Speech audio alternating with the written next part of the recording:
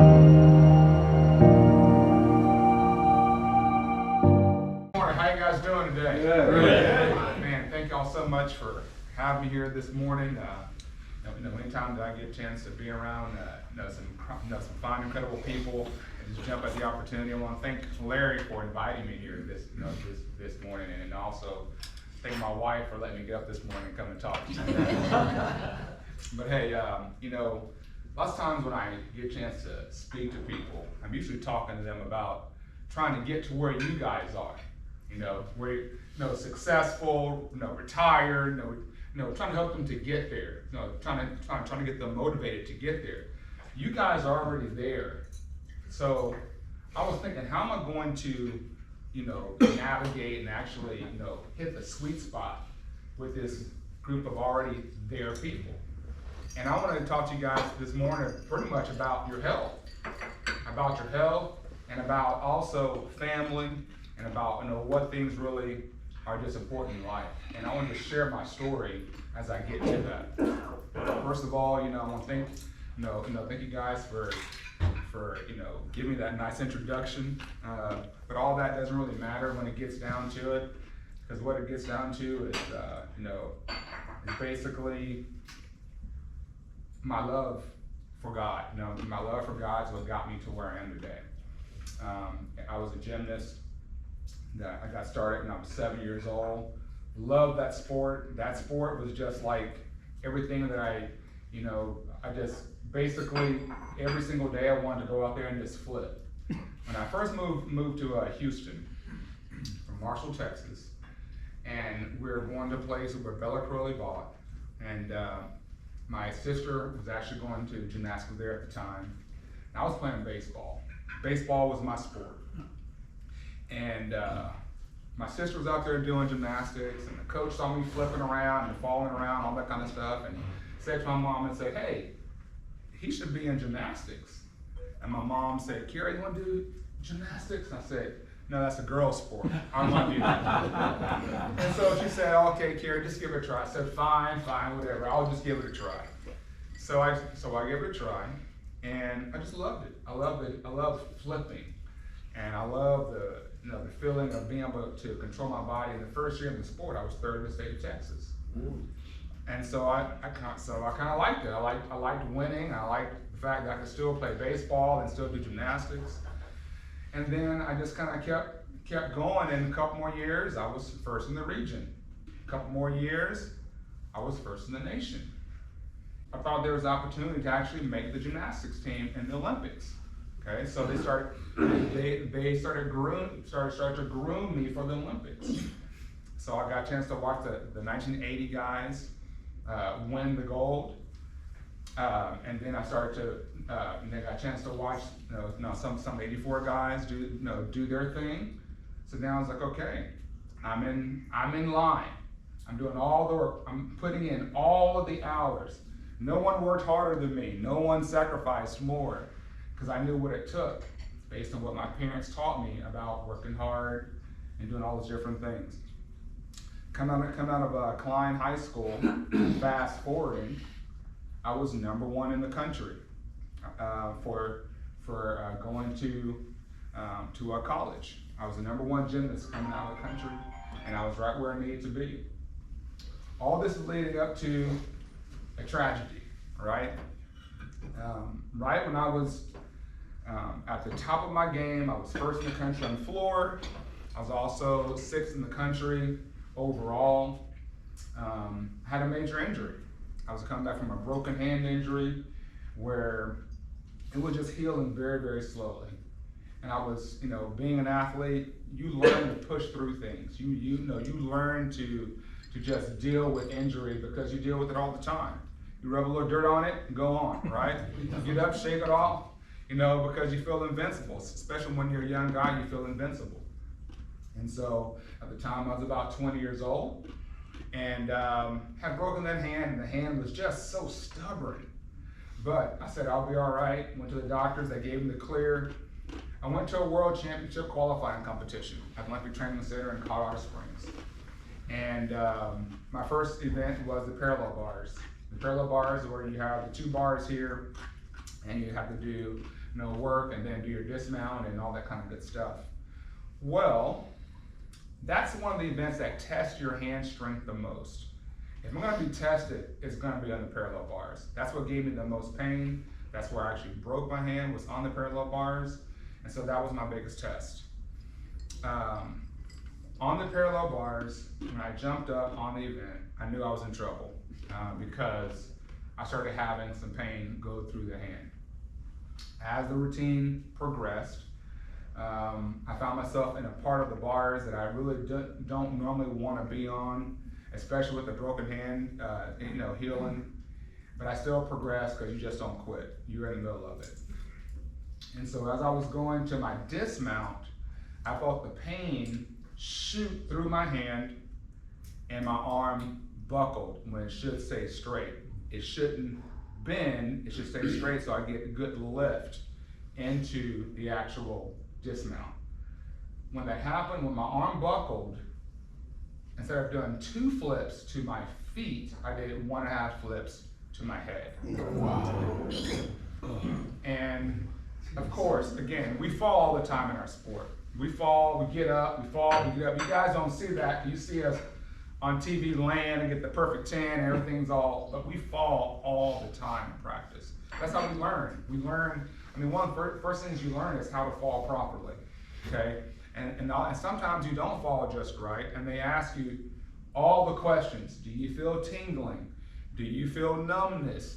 Do you feel this and that? They touch you.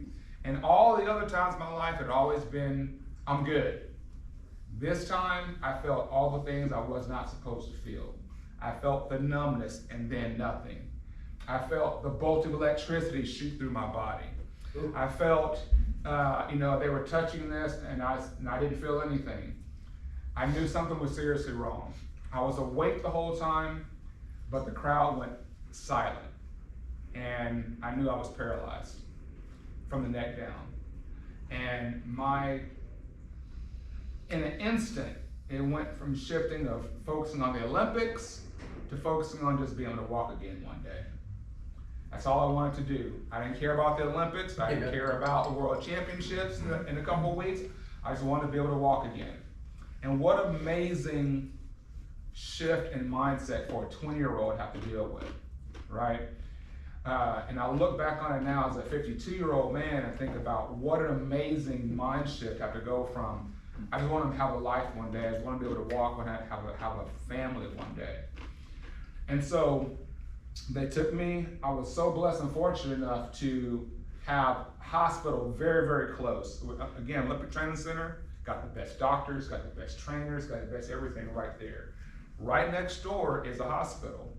So the ambulance came, they took me over, and they started to work on me, immediately. Immediately they put me into tractions, they started getting the neck basically set. You guys know what a halo vest is? Mm-hmm. Yeah.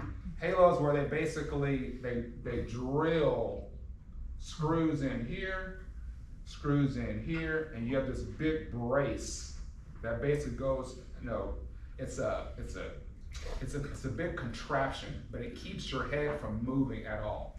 So basically, once the doctor pulled the spine back into alignment, because I had broken my neck at C6 and C7 vertebrae, and they had to the disc was ruptured.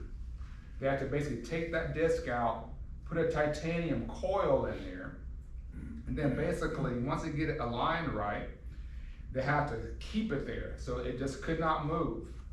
And then that was in preparation for surgery. And we haven't have any doctors in the room, any spinal surgeons or anything. So you guys could probably explain this even better than me. But basically, once they get it back into position, lined up perfectly, it cannot move. And when it first happened, the doctors basically said, told my mom and told the coaches, paralyzed from the neck down, we can't promise he'll ever walk again. We can tell you what the percentages are based on something like this, and they're not very high. They're not very good. If he does walk again one day, it'll be with a limp, or it could be with apparatus, or maybe he'll get just his upper body back. But the likelihood of him ever walking again is just not very good. And so, again, I didn't even think about that. I didn't even listen to what the doctor said. I went right into prayer, and I just always believed that I was going to be better. But I also trusted this. I also trusted that if I didn't get better, it was for a reason. If I didn't walk again, I was going to do something with my life regardless, even if it was from a wheelchair. So if it wasn't meant to be for me to walk again, I was going to go to the Olympics in like a wheelchair, or if I was going to make a difference in people's lives from a wheelchair. But I did believe I was going to get better. After surgery, I had a major surgery where they basically put on a plate and a screw on the front of my neck, and then 2 plates on the back with 2 more screws on the back of my neck. This is after the halo vest, and that's to keep it braced, and I still have those there today. So that's why it's called Bionic. My company is called Bionic. We're getting there because I was like the Bionic Man, being basically like rebuilt with metal plates, and had to learn how to walk with metal arms, arm braces, all this kind of stuff. But those plates, so it's 3 plates, 6 screws, and then a titanium coil is in that neck.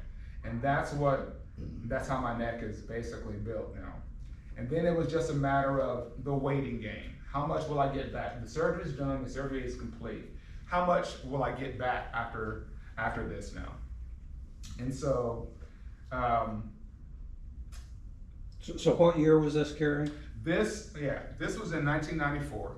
Yeah, 1994. It was in between the 2 Olympics. I was a little bit too young for the 92 Olympics. It was in preparation for the 96 Olympics in Atlanta, and that was one that I was training for. I was right in line where I was supposed to be to make the 96 Olympics. Again, I grew up during a time when the Olympics was king, right? Back in the 80s, everything was Olympics, right? Everything, like the best athletes in the country were Olympians. You had your Carl Lewis's, you had your Mary Lou Retton, you had your Greg Louganis, Dan and Dave. You guys remember Dan and Dave? The Reebok. Yeah. I mean, everything was just around the Olympics, and so that was just a really big goal that I was really focusing for. But at that time, again, I just wanted to walk. I just wanted to get back to walking. So I had my surgery at Colorado, and then I had to get back home. Because at the time, I kind of skipped over this part, but I was going to school at the University of Minnesota. Okay, so from Texas, I went to Minnesota. Texas boy in Minnesota, yes. Texas boy in Minnesota.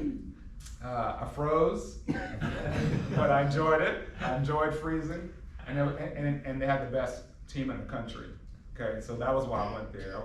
I chose to go there, and I thought about some other really warm weather schools, but that's how serious I was about gymnastics. I got a chance to train right next to, at the time, the current national champion. I got a chance to train with him every single day, and we got a chance to push each other to get better.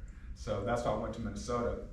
So I was going to Minnesota for college, and then I was in Colorado Springs for that competition. So then I had to get back home to Houston, Texas to start doing rehab. And so they flew me down to Houston and went down to Tier, and that's where I began my therapy. And a couple things go through your mind, and I think for anybody's mind, when you first have a major injury at the top of your game, at the top of wherever you are in life. First thing you ask yourself is, why me? Why is this happening to me at this particular time? I've done everything right. I've made all the sacrifices. I didn't do anything. I got good grades in school. I was never in trouble. Why me? And But then another thing happens when you go to somewhere like Tier, when you're surrounded by people that are just like you, that have spinal cord injuries, that are in wheelchairs, that have the exact same diagnosis that you have. And you walk and you roll in there with a wheelchair, and then a couple months later, April 1, it's happened in February, April 1, you walk out. Again, you ask, why me? Why am I the only one that's able to walk out of here? And these people that were here before me are still here. Why are they in a wheelchair? You know, yes, sir. 2 months after the injury, Yeah, you were able to February, March, April. wheelchair to the front door, walked out, got in the car. What did the doctors have to say? Right, so that's what I was getting to. So my doctor, Dr. Edwards, he was in this field for 30 years. And he said I'm the 1%. He said he's never seen anything like it before. He said that, and I have him on film saying it. He said that, you know, he's done this. He has seen people people just don't walk out. And so, excuse me, I still feel it. So, why me? So then that's when I learned to, even before then, my mom and dad always said, and I learned, never question God. You just never question him. There's a reason for everything, right? There's a purpose. And so, you constantly think of ways to, what's the message in that? There's always a message in that. You're giving mercy, you're giving that second chance for a reason. And one of the things that I learned during that time is that when you are in that position, learning how to crawl before you walk, literally, you have to crawl before you walk. That was part of my training. And I work with some people today where I basically teach them to crawl before they walk. And at different levels, they have to crawl before they walk. But what I learned is that when you lose your health, and that's what that is, you've lost your health. You have lost it. And when you can't not only walk, I mean, I remember thinking when I was younger, gosh, it must be really bad to be paralyzed. And that must be an awful thing. But it was even worse than I could even imagine. It was even worse than what I could have envisioned because of, I've had broken bones before. I've had injuries. I had all these different things, and it was like my whole body was broken. It's like my whole body was injured. And so, but when you can't walk and you can't feed yourself and you can't clean yourself and you have to rely on something to use the bathroom and all those things that you don't think of, you know that you lost your health. And I was like, no amount of wealth can ever supplement having health. That's one of the main things that I gathered from that. And I remember when I was training for my sport, I remember thinking when I was at top of my game and I was healthy, thinking, gosh, what's gonna motivate me to exercise when I'm retired from gymnastics? Because I've only trained and worked out for a purpose. It's only been to compete in a sport. That was the only reason. So I remember thinking, what's gonna be my reason when I quit the sport one day to just wanna go to the gym or wanna just go out for a walk and just exercise? Well, this became my reason, and I didn't have to even think about it. Because what I noticed was even when I could will myself after months of training in the rehab center, and I was able to, walk to my goal was I wanted to walk out of that place. And I was able to walk, but not very far. I rolled myself to the door, and then I wanted to walk out the door so I could walk from here to Dr. Kane. to the door. But that's it. That's as far as I could go. And so I had to build up. Okay, now I can walk, but now how can I build up from that? And I noticed when I was starting to walk is that I was clumsy, and I had numbness and drop foot and everything unless I exercised, and then my body functioned better. So the more that I exercised, the better I felt. The less numbness I had, the less I just felt better. I slept better, everything. And so I knew that, what paralysis does is it affects your whole body, it affects your whole spinal cord, and it magnifies everything. Everything that you normally feel is magnified. So if you're a little bit, clumsy, you're a lot more clumsy. If you're a little more fatigued, you're a lot more fatigued. If you're a little more, whatever it is that. So I was thinking, how many people are walking around with just a little bit, they have these little things that's affecting their body, but they don't realize it because it's not magnified enough for them to recognize it. So they just live with it. There's a lot of us that do that. Just walk around with these like little things, and you're just so used to living with it that you just deal with it. And I was forced to deal with it because I couldn't get away with it. And so that's how I really got into exercise as a lifestyle. Because after the rehab center, I went to outpatient rehab. And at outpatient, they started working with me. And I quickly realized that I didn't feel like they were pushing me hard enough. I was like, these people are being too easy on me. And I was calling my therapist that helped me inpatient, and I was like, you gotta get me out of this place. You gotta get me out of this place. I said, they are not pushing me hard enough. I feel like I'm gonna regress here. I said, can you give me a membership to a gym so I can train myself or something? She said, let me see what I can do. So she worked it out through insurance, or she got me a gym membership.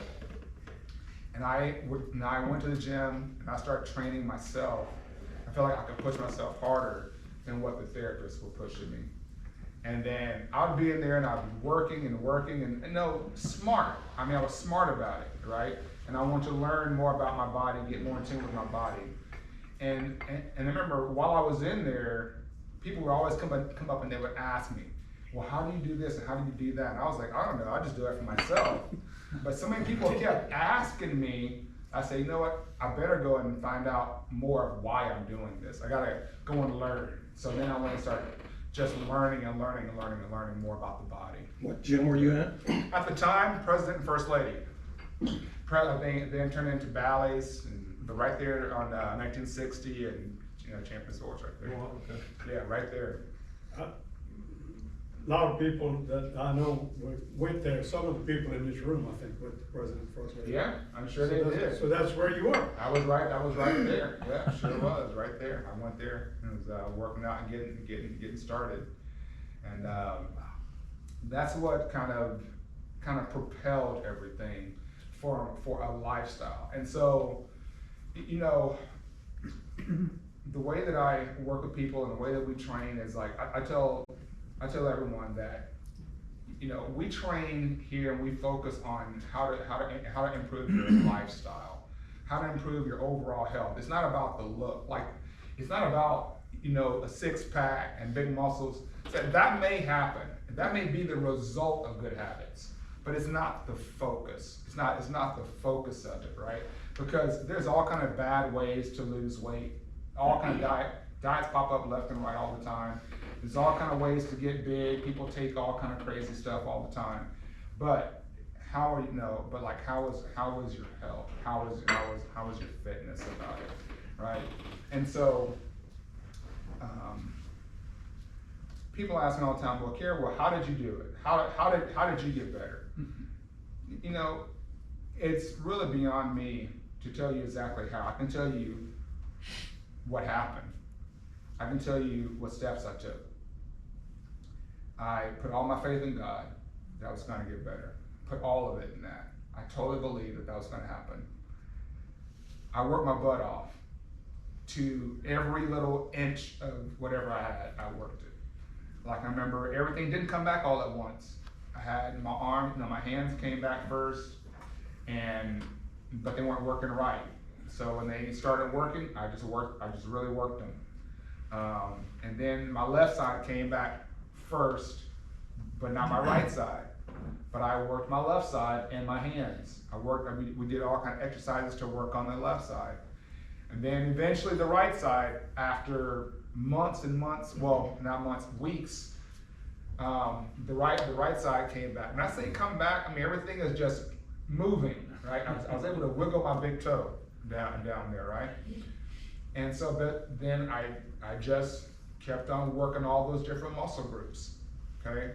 Bit by bit by bit. But we put in the work. And I say we, me and my therapist, we put in the work. And we just didn't give up.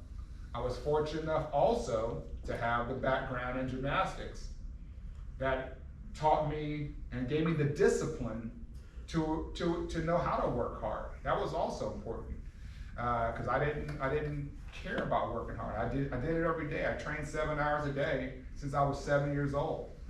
All right, 7 hours a day. So now I could just transfer that into training, trying to get my body back. All right, so that's what it takes. It takes all those things to be successful at anything. I mean, you guys have been successful at what you do.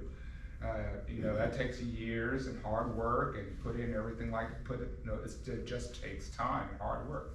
Yes, sir. So, Kerry, given your story here, do you have the opportunity to get in front of young people to give them the value of a healthy existence? As much as I possibly can. Yeah, and I always welcome more opportunities to do that. I get a chance to, in my everyday job now, what I do, I actually own Bionic Fitness, and I get a chance to train all different walks of life, all kind of ages. Who here is in their 60s? Who here is in their 70s? I'm in the 60s. Who's here is in their 80s?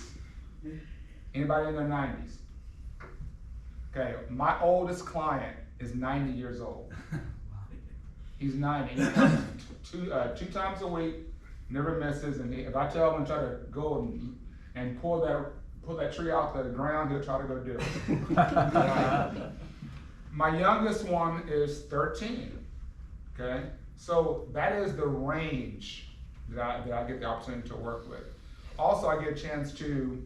I'm still involved with gymnastics, so I still I was in Philippines last year and I was in Singapore last year where they'll actually bring me over and I will go and I'll work with kids in different areas, coaching them gymnastics, strength training, and also doing some motivational stuff there.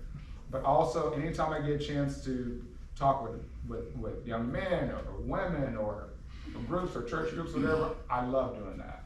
Absolutely. Kerry, do you have any clients that have had broken limbs and been repaired surgically with plates, and the healing it didn't take? Do you have any people that have that condition? Where the healing did not take? Did not take, still hurts. I've had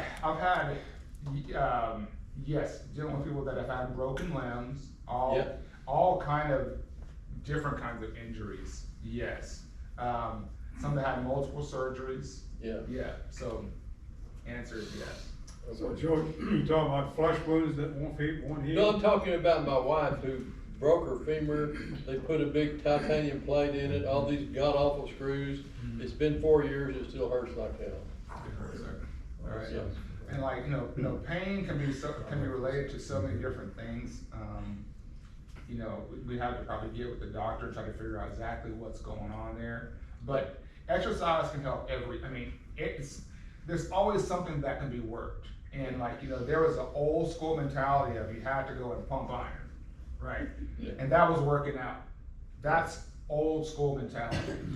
There's a more new school and more common sense mentality is, there's a show and there's a book, it's based off a book. and it's a show called Blue Zones. Have you guys seen Blue Zones? It's on Netflix right now. But the Blue Zones, they have identified as there's these different regions in the world where people live to be 100 at a very high rate, at a very high clip. And so they go around and they look at what do these people do in these different cultures that allows them to live to be so old and be healthy and be moving well into their hundreds. And they all have something in common. And everyone, and like one's in Japan, one's in Greece, there's one in Italy, there's a spot in California, there's a spot in Costa Rica, and they all have something in common. They have something in their food that makes that, so their diet has something to do with it, right? But one of the main ones is their movement, like their daily activity. They move often, and their lifestyle allows them to move often. There's one of my favorite stories is they interviewed this lady. I think she was in either Italy or Greece, but she was in her hundreds, and they said, "Ma'am, have you ever gone to a gym before?" They said, "Oh no, I've never gone to a gym." They said, "Okay." She goes, "Well, he asked her, how many times do you go to church a week?" She goes, "Oh, I go to church every day." He goes, "Oh, okay." So he walks out her door and looks, she lives on a hill. So she walks up the hill to 1 mile to church every day and all the way back every day. That's her exercise. That's her daily activity. So she's in her hundreds, but she's walking up and down the hill every single day for who knows how long. She's been doing that. She doesn't need a gym, right? The Japanese culture, everything is on the floor. Their tables are on the floor, their beds are on the floor. They've been getting up and down, doing squats and doing everything up and down off the floor for years. They don't need a gym. So a lot of times what we do in my gym is I train them to get up and down off the floor. We get down and do exercises on the floor and get back up. I tell them, when you get to be older, I don't want you to fear the floor, okay? Because I took care of my grandmother into her 90s. And I know one of the biggest things that we feared was her falling, right? And she was by herself, or like no one was around. We didn't want her to fall because we didn't know how she was going to get up if nobody was there. Okay, so I don't want anybody. So we start early in our 50s, 60s, 70s, 80s. Everyone learns how to get down on the floor properly and then be able to get back up. We do exercise down there and then we get back up as part of our training.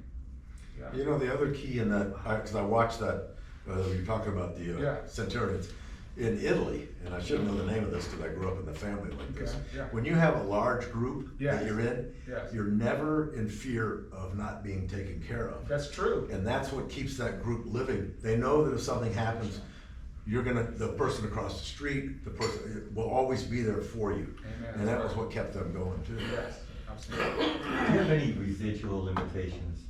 Residual limitations. Now that I can put a finger on, I'm older now. I'm 52. I feel great. Some days I don't. Some days I feel 52. Some days I feel 17.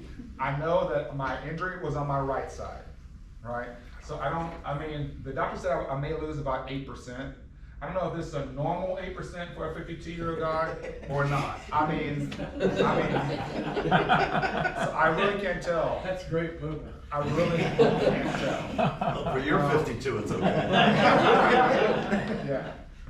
But when it gets colder, I feel a little bit more on my, I know, she says when I get tired, I stumble a little bit more. I kind of drag my right leg a little bit. But I can't complain, Yes. Tell us about your Ironman experience. Yes, okay, so in 2011, I was training some of my clients, and one of my clients had signed up for this Ironman competition, and I was like, they have an Ironman here, This was the inaugural first Ironman in the Woodlands, which it's going to be tomorrow. If you guys want to go watch. So it was the first one, and I kind of had it as a bucket list thing. Maybe one day I might do an Ironman competition because I saw it on TV when I was a kid. These guys running through Hawaii. swimming and biking and running. But I really hadn't planned on doing it. But I went and I watched it around the waterway, and I just got so motivated by these people, all shapes and sizes out there doing this race. For those of you that don't know what an Ironman is, it's a giant triathlon, right? You got to swim 2.4 miles, then you get out of the water, you get on the bike and ride 112 miles, and then you get off the bike and then you run a marathon, 26.2 miles. And you got to get it all done before midnight. So you start at 7, you got to finish by midnight. If you finish at midnight 01, they can't call you an Ironman. So you got to finish before midnight, all right? So I was like, it's insane, and I'm watching these people do it, but I think I want to do it. I think I want to try this insanity. And like, you know, what a way to bring everything back around, to motivate people, and also just for myself to know that I wasn't supposed to walk again. And now for me to do an Ironman would be just a monumental moment. And so I started How to far train is the for it. run? A marathon, 26.2 miles. Okay. And so I said, okay, after I watched it in 2011, I said, I think I want to do it. So I signed up about like a week or two later. And then I gave myself a full year to train, because I had swam, but never had swam that far. I knew I could probably get myself mentally prepared for just running. It's just suffering, right? I knew how to suffer, right? Bike, I knew how to ride a bike. I just got to learn how to do it for that long. But I feel like I can do it. Again, it's just getting the mechanics right, learning how to fix a bike if your tire blows out, and what to eat, all this kind of things. But the swimming, I'm like, you can die. This is serious. So like, if you can't swim, you can't just pull over. Right? So there's a lot of apprehension, and I was definitely motivated by fear to learn how to swim right? But I gave myself a full year to train, and I went to several different coaches, trying to get them to help me with my swimming. And I learned very quickly that they don't work with a lot of guys like me, like my body type, because they kept saying, oh, just do this, and then guys, I'm like, guys, I don't float. I do not float. Yeah. I can lay in the bottom of the pool. And they're like, oh no, just change your technique and this and that. I'm like, I'm trying to do exactly what you're telling me, but it's just not working. They just weren't used to working with anybody like me, with my body type, because most kind of muscle guys don't want to go do Ironman competitions. And I knew that, which is more attractive to me because it's outside of what you're supposed to be able to do. I always like to kind of do the impossible, right? And so basically I started looking at YouTube videos. I couldn't find any coach that could really work with me on my body type. So I listened to what they told me, and then I tried to apply it. Then I watched YouTube videos and I watched videoed myself and this and that. And I just kept on working on it to where I was able to at least have enough confidence to think on day one, on race day, I'd be able to get through it. But it wasn't a sure thing. And that's what was attractive about it, was like, I'm not sure if I'm gonna be able to do this. Even after all of my training, I think I should be able to, but I haven't done it, so I don't know if I'm gonna be able to. And just that inner struggle was beautiful. I love that thrill of wanting to know if am I gonna be able to have, when I'm starting to look at this Ironman, looks like the light is like way down at the end of that tunnel. Just a pinhole of a light. And then as you're going, it just opens up, just bit by bit by bit. And so it was probably the hardest thing I've ever done physically. I survived the swim. This is my first one. Survived the swim. The bike was just You know, it was just kind of fun out there with a bunch of people riding for about 7 hours on a bike. You know, and you know, when you think about it, it's totally nuts. It's totally nuts because to sit on, I mean, just think about this: sit on your comfortable couch for 7 hours and don't move. On your comfy couch. And all right? this is in one day. All this in one day, Yeah. let alone on a bike seat this big. Right? It's nuts, right?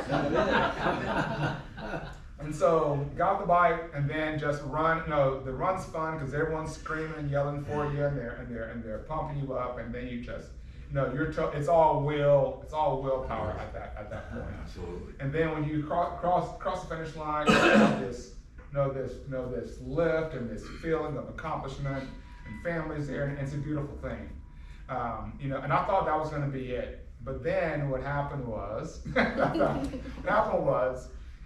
some friends wanted to do it, and so then I was like, okay, I'll do it with you. And so I ended up training.